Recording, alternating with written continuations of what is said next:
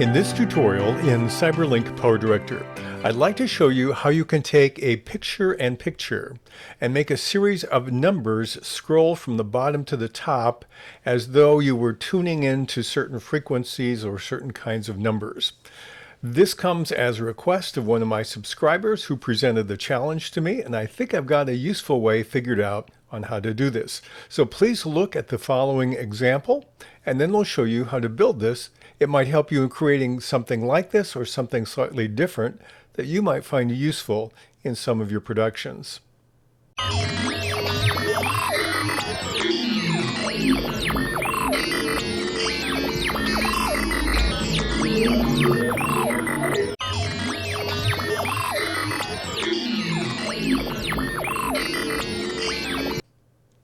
So the first thing I'm going to do is I'm going to switch to my Word document on the screen.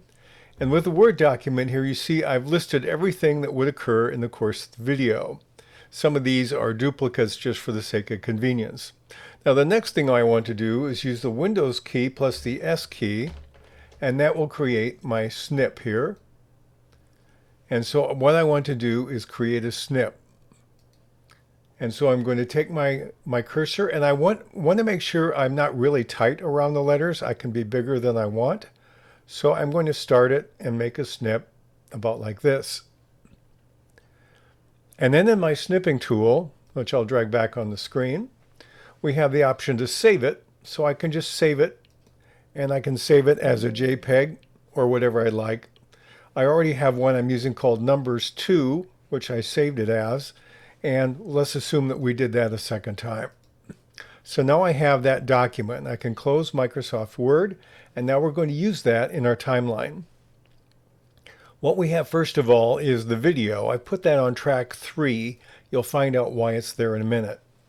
The next thing I want to do is I want to take my snip document and import it into my project. That's what I've done here. We'll take that and we'll drag and put it on track number 1. And we'll make it as long as the duration of our video clip. Now we can't see it, so what we're going to do is we're going to use some keyframing and some other tools here. So I can see how big my document is normally, and what I want to do is temporarily I'm going to turn off my track 3 clip. And I want to see about where I want this and how big I want the letters to look. Let's take something like this, and we'll start the document right about here because we're going to scroll through a window in this location. I'm going to click on Edit, and I'm going to go to the opacity value, and we're going to dial it back, thin it out a bit. So the next thing I want to do is I want to create a mask in my primary document. So I'm going to click back on the primary document. We'll turn it back on.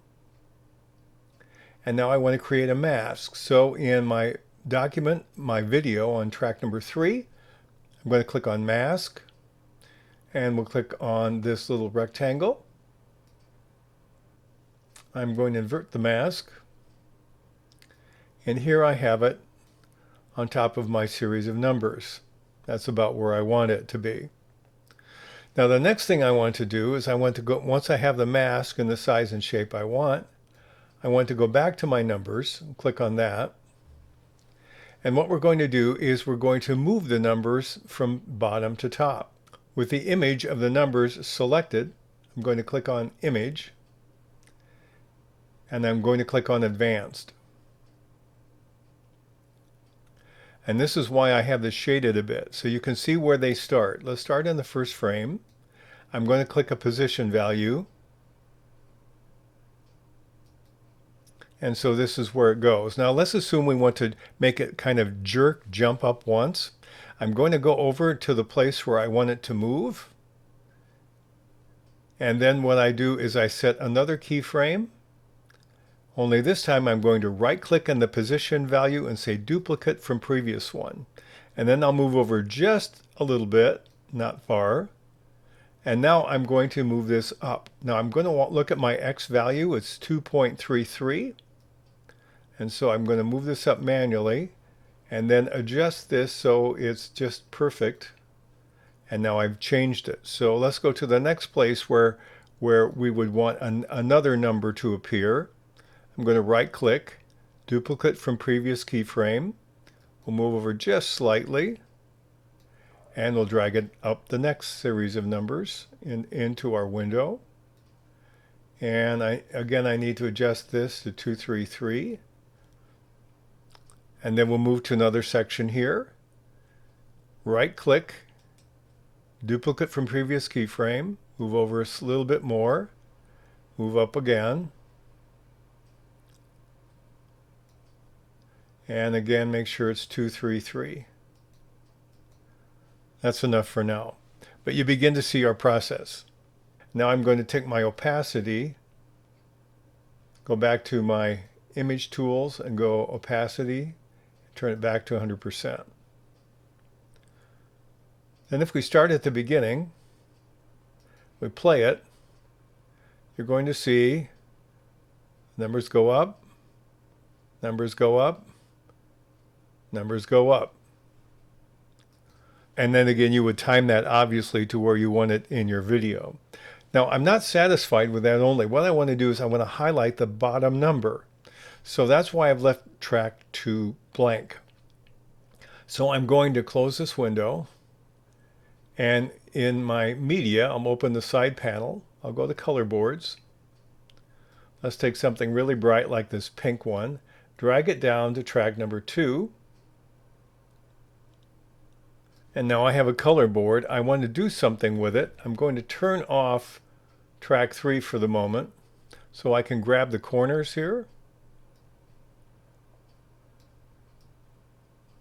And I want this to be as wide. Now I also want to see the mask now. So I'm going to turn that back on. I'm going to take the color board and I'm going to change the opacity. So click on Edit and Opacity, and we'll turn it back. Okay, move it. There we go. Now it's moving. So we just want to highlight the bottom number. So now let's go back to the beginning and watch the bottom one should be highlighted every time it plays.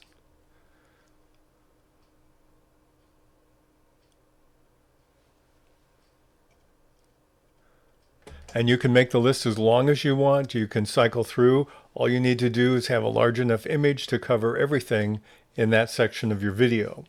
This was an interesting challenge, and I hope you find it useful. There may be some techniques you can use for this or other related things when you combine these tools in CyberLink PowerDirector.